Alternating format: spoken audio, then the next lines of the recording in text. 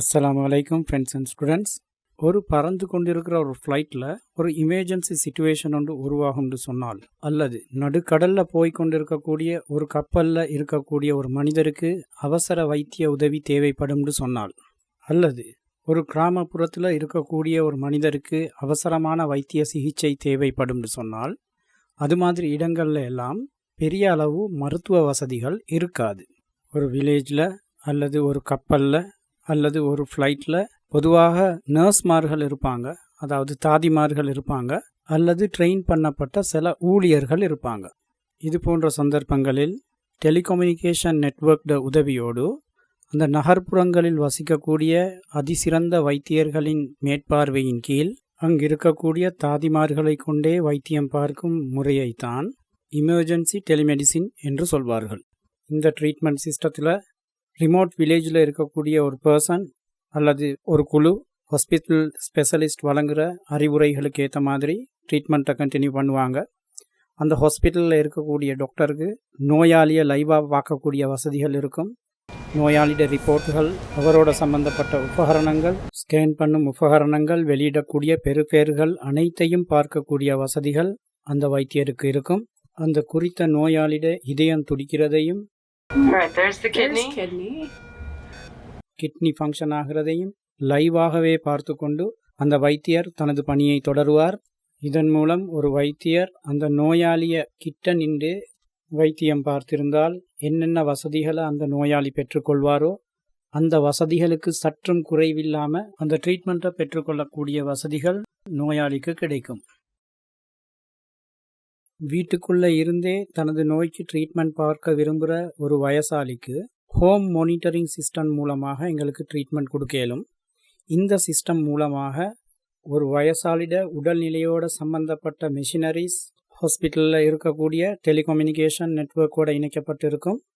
இவரோட உடல்நிலையை அடிக்கடி கவனிக்கக்கூடிய ஹாஸ்பிட்டல் ஸ்டாஃப்ஸ் தேவையான சந்தர்ப்பங்களில் தேவையான ட்ரீட்மெண்ட்டை தொடர்ந்து வழங்கி கொண்டிருப்பாங்க. ஒரு எமர்ஜென்சி சிச்சுவேஷனில் தேவைப்பட்டால் உடனடியாக ஆம்புலன்ஸுக்கு கால் பண்ணி ஆம்புலன்ஸை சம்மந்தப்பட்ட வயசாளிட வீட்டுக்கு அனுப்பி வச்சு அவரை ஹாஸ்பிட்டலைஸ் பண்ணுறதுக்குரிய வசதிகளை செய்வாங்க. எங்களுக்கு ஒரு மெடிக்கல் கன்சல்டேஷன் தேவைப்படக்கூடிய நேரங்களில் தற்சமயம் நாட்டில் இல்லாத ஒரு ஸ்பெஷலிஸ்ட் வெளிநாட்டுக்கு ட்ராவல் பண்ணி இருக்கிறாருன்னு சொன்னால் அவரோட கன்சல்டேஷனை எங்களால் ஹாஸ்பிட்டலில் இருக்கக்கூடிய இடியூ யூனிட், அதாவது எமர்ஜென்சி ட்ரீட்மெண்ட் யூனிட் சம்மந்தப்பட்டு அவரோட பேசினால் அவர் கட்டாயம் ஆன்சர் பண்ணுவார். அவரோட ட்ரீட்மெண்ட்டுக்குரிய வசதிகளை, தேவையான அறிவுரைகளை சம்மந்தப்பட்ட ட்ரெயினர்ஸுக்கு வழங்குவார். அதன் மூலம் டெலிமெடிசின் கன்சல்டேஷனை எங்களால் பெற்றுக்கொள்ள முடியும். இதே மாதிரி ஒரு நோயாளிக்கு கிட்ட இருக்கக்கூடிய சில நேர்ஸ்மாரை வச்சு தூரத்தில் இருக்கக்கூடிய நல்லா ட்ரெயின் ஆகின ஒரு டாக்டரின் மூலமாக அவசரமான சிச்சுவேஷன்களில் சில நேரம் சில சர்ஜரிகளை கூட செய்யலாம்.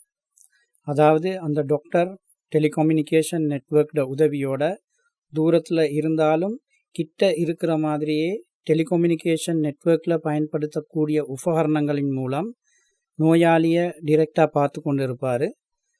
அவரோட இன்ஸ்ட்ரக்ஷன்களுக்கு கீழே ஒர்க் பண்ணக்கூடிய சில தாதிமார்கள் அந்த குறிப்பிட்ட டாக்டர் சொல்லக்கூடிய விடயங்களை அப்படியே எடுத்து செய்வதன் மூலமாக ஆபத்தில் இருக்கக்கூடிய ஒரு நோயாளியை காப்பாற்றக்கூடிய சந்தர்ப்பங்கள் ஏராளமாக நடந்திருக்குது. இவ்வாறு டெலிகம்யூனிகேஷன் நெட்வொர்க் மூலம் நடக்கக்கூடிய இந்த மாதிரி சர்ஜரிகளுக்கு நாங்கள் டெலிசர்ஜரின்னு சொல்லுவோம். ஒரு யூகேல இருக்கக்கூடிய ஒரு டாக்டர் அல்லது ஒரு அமெரிக்காவில் இருக்கக்கூடிய ஒரு டாக்டர் ஒரு ரிமோட் பிளேஸில் இருந்து கொண்டு ஒரு குறிப்பிட்ட ஹாஸ்பிட்டலில் இருக்கக்கூடிய ட்ரெயினிங் ஸ்டாஃப்கள் அத்தனை பேருக்கும் தேவையான ட்ரைனிங், அவங்களுக்குரிய மெட்டீரியல்கள் மூலமாக விளங்கப்படுத்தக்கூடிய சிஸ்டங்களும் தாராளமாக இப்போ நடைமுறையில் இருக்குது. இந்த மாதிரி பயிற்சி நெறிகளுக்கு நாங்கள் மெடிக்கல் டெலிட்ரைனிங் சொல்லுவோம். மருத்துவத்துறையில் பாவிக்கப்படக்கூடிய ஐசிடிக்குரிய பிரயோகங்கள் இதோட முடிவடையுது. அடுத்தது எக்ரிகல்ச்சர் இண்டஸ்ட்ரியில் பாவிக்கப்படக்கூடிய ஐசிடிக்குரிய உபகரணங்கள் சிலவற்றை பற்றி நாங்கள் அடுத்த கிளாஸில் பார்ப்போம். அது வரைக்கும் அஸ்ஸலாமு அலைக்கும் வரஹ்மத்துல்லாஹி வபரகாத்துஹு.